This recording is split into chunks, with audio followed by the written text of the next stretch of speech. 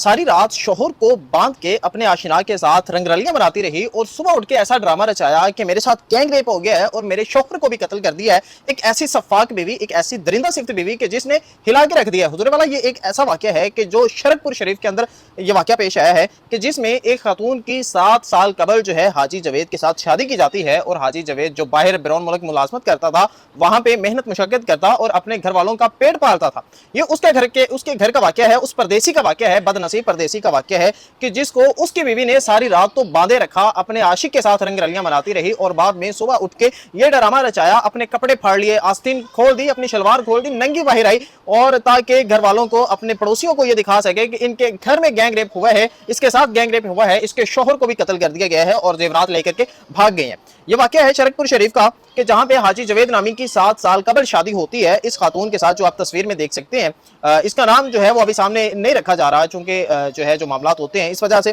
तो बताया जाता है कि 7 साल कबल इसकी शादी हुई, 3 माह बाद इसका शोहर जो है वो बैरून मुल्क जाता है मुलाजमत के लिए और जो है जब ये इसका शोहर चला जाता है तो पीछे ये खातून इसके वालिदैन को, हाजी जवेद के वालिदैन को भी उसके घर से निकाल दिया और उन वालिदैन का ज़र्फ ये देखें कि उन्होंने हाजी जवेद तक ये बात नहीं पहुंचाई, अपने बेटी को अपनी बहू के जो मामलात हैं, जो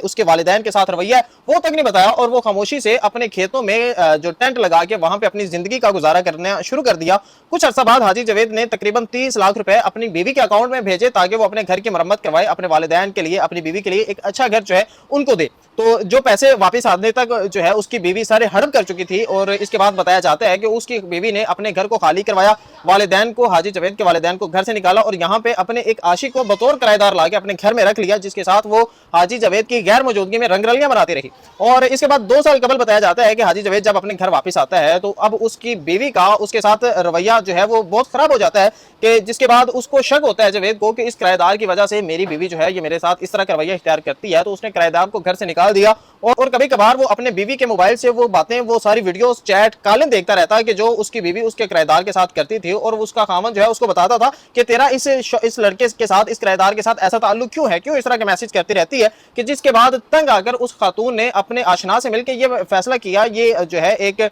प्लान तैयार किया कि अब हमारा जो खामंद है ये हमारे प्यार के दरमियान या हमें मिलने नहीं देगा, तो लिहाजा हमको इसको रास्ते से हटाना पड़ेगा। तो जिसके बाद जो है उन्होंने एक प्लान बनाया और रात की तारीकी में उसका आशना उसके घर आन पहुंचता है। वो दोनों जो है आशिक और उसकी मशूका मिलके अपने शोहर को पहले तो बांधते हैं और सारी रात रंगरलियां मनाते हैं और रंगरलियां मनाने के बाद जब सुबह का टाइम होता है तो वो लड़की, औरत जो है उसकी हाजी जवेद की जो बीवी थी, वो अपनी आस्तीन उतार के, अपने कपड़े उतार के बाहर आ जाती है और शोर मचाना शुरू कर देती है कि हमारे घर में जो है वो 3 से 4 लोग आए थे कि जिसने मेरे साथ गैंग रेप भी किया है और मेरे शोहर को भी कत्ल कर दिया। इस सारे वाकये की जो खबर है उसके हाजी जवेद के वालिद को बताई जाती है और वो इतना ज़हनी जो है वो परेशान होता है और इस वक्त वो पागल हो चुका है। वो उसको पता है कि उसका बेटा फौत हो चुका है, लेकिन हाजी जवेद के मानने से, हाजी जवेद का वालिद जो है ये मानने से इनकार करता है और कहता है कि मेरा बेटा जो है वो इधर किसी काम गया हुआ है, वो थोड़ी देर तक आएगा। तो इसके बाद पुलिस वालों को कॉल की जाती है, 15 पे कॉल की जाती है। पुलिस मौके पे पहुंचती है और सारी वारदात को देखती है, जगह को देखती है और उस बीबी का, जब उस बीबी से बयान लिया जाता है तो उसके बयान में पुलिस को जो है थोड़ा सा डाउट महसूस होता है कि जिसके बाद उससे जो है उसके मोबाइल ले लिए जाते हैं।